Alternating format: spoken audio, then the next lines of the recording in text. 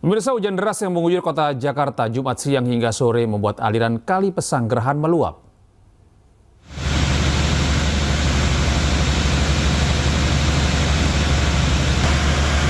Sebuah proyek pembuatan tanggul yang berada di Komplek IKPN Bintaro, Jakarta Selatan jebol.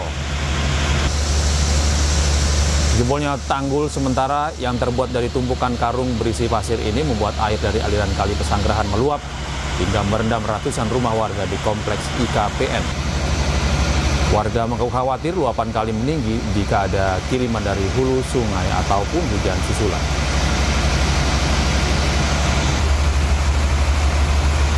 Kalau dampak dalam rumah mudah-mudahan enggak ya, karena kebetulan juga pompa air nyala.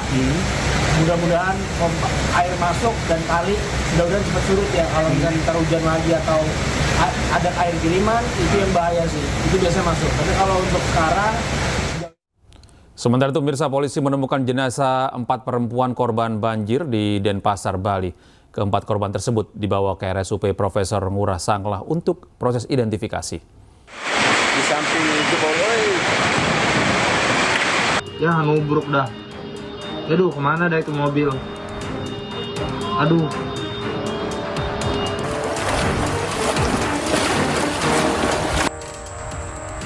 Direktorat Polisi Air dan Udara Polda Bali menemukan 4 perempuan korban banjir Bali yang sempat dinyatakan hilang.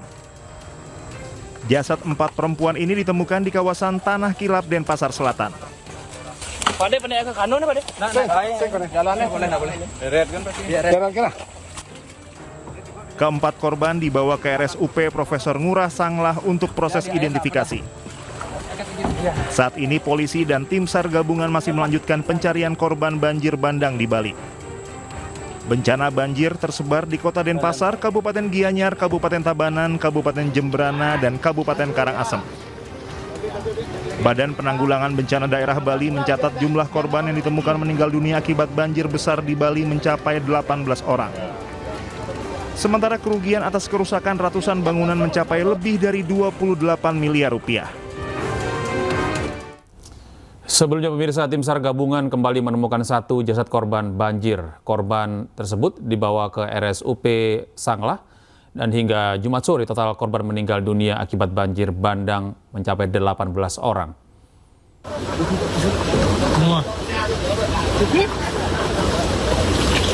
Anggota SAR Bali kembali menemukan 1 korban bencana banjir dengan kondisi meninggal dunia.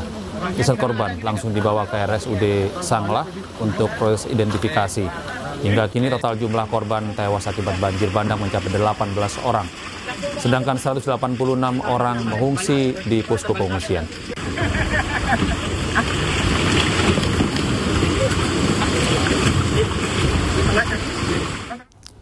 Ya, pemirsa, salah satu kawasan di Denpasar yang terdampak banjir adalah kawasan Kelurahan Ubung, Denpasar Utara. Dari 80 warga terdampak, 29 diantaranya mengungsi di posko pengungsian Ubung.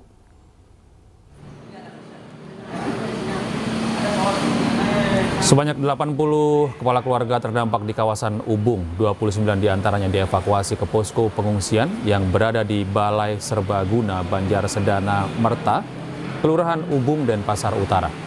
Hingga di hari ketiga pasca banjir, tersisa 24 pengungsi yang bertahan di posko pengungsian. 5 pengungsi lainnya telah mendapat tempat tinggal sementara di posko pengungsian ini.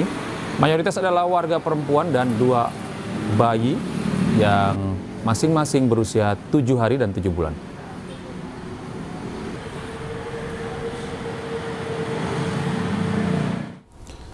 Sementara itu, pasar tradisional terbesar di Denpasar menjadi salah satu lokasi terdampak banjir. Pagi tadi, petugas masih terus melakukan pembersihan lokasi kejadian.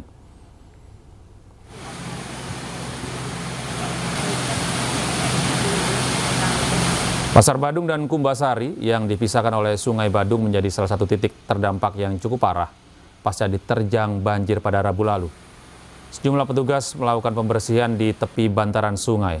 Kendaraan yang sebelumnya terjebak di dalam basement telah dievakuasi. Tim gabungan juga melakukan penyedotan air yang masih menggenangi basement. Sebelumnya, 3 orang dilaporkan hilang di lokasi ini dan telah ditemukan oleh tim Basarnas.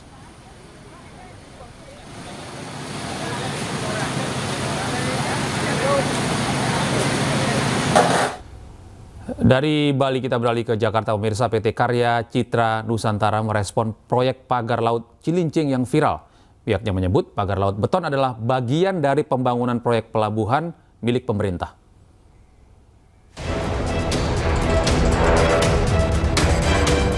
Pemerintah bersama dengan PT Karya Citra Nusantara merespon heboh pagar laut di perairan Cilincing, Jakarta Utara.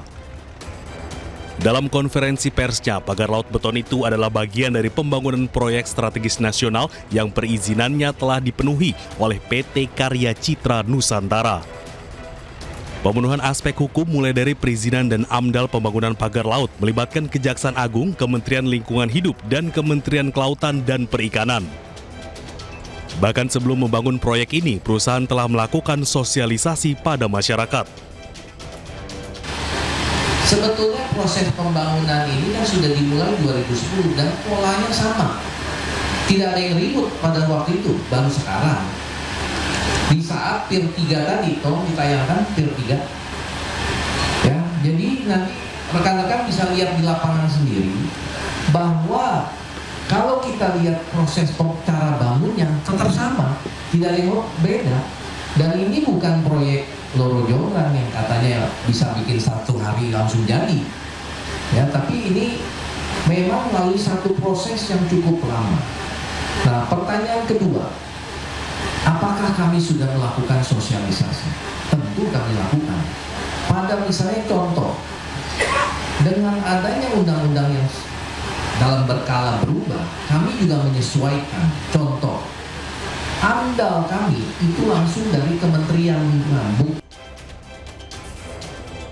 Proyek yang dibangun di perairan Cilincing ini adalah bagian dari proyek strategis nasional yang mulai dibangun pada tahun 2010. PT Karya Citra Nusantara sebagai badan usaha yang mengoperasikan pelabuhan dan proyek pagar laut beton telah menyelesaikan seluruh perizinannya.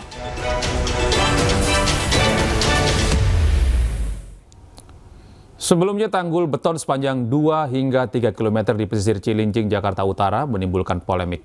Hal itu karena berdirinya tanggul beton membuat akses dan aktivitas para nelayan terganggu. Tanggul betonnya di pesisir Cilincing menyulitkan nelayan pesisir untuk melintas. Inilah tanggul beton di perairan Cilincing, Jakarta Utara. Keberadaan tanggul beton ini membuat nelayan pesisir resah karena aktivitasnya terganggu. Tanggul beton sepanjang kurang lebih 2-3 km ini sebelumnya menjadi lokasi lalu lintas perahu tradisional nelayan untuk mencari ikan. Gubernur Jakarta Pramono Anung menekankan bahwa kepentingan nelayan dan kelestarian laut menjadi prioritas utama. Selain itu, Pramono juga meminta dinas terkait untuk mengundang pemilik tanggul beton yakni PT Karya Citra Nusantara agar memberikan akses para nelayan beraktivitas. Pemerintah DKI Jakarta tidak mengeluarkan izin atas pagar laut tersebut. Dan ini merupakan kewenangan Kementerian KKP yang diberikan kepada PT Karya Citra Nusantara. Maka dengan demikian, karena ini izin sepenuhnya diberikan oleh Kementerian KKP, memang sesuai dengan kewenangannya, bagi pemerintah DKI Jakarta yang paling penting adalah para nelayan itu nggak boleh terganggu beraktivitas di tempat tersebut. Sehingga dengan demikian saya sudah minta kepada dinas terkait untuk segera mengundang perusahaan tersebut dan memberikan jaminan bahwa PT Karya Citra Nusantara harus memberikan akses kepada para nelayan yang... Akibat tanggul beton ini, nelayan harus menempuh waktu lebih lama untuk mencapai ke tengah laut. Para nelayan berharap keberadaan tanggul beton ini tidak mengganggu jalur perlintasan perahu nelayan. Tim Liputan iNews melaporkan. Artis Sherina Munaf memenuhi panggilan polisi untuk mengklarifikasi tentang kucing milik anggota DPR nonaktif Uya Kuya. Kami hadirkan informasinya sesaat lagi.